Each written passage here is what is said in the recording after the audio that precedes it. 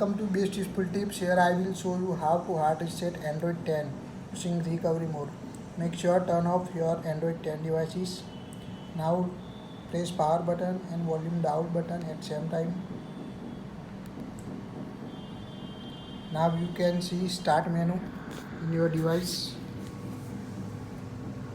Now press power down, volume down button until recovery mode. Now press power button to enter recovery mode.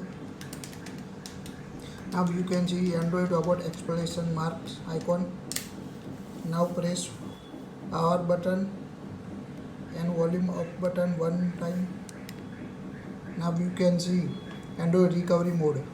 Now press power button to apply and volume up and down to select.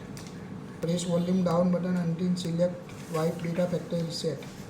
Now tap power button. Here you can see cancel and factory data reset. Press volume down button to select factory data reset.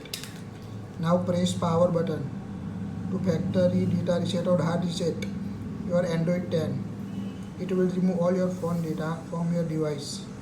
So make sure backup your important data safely to Google account or desktop PC.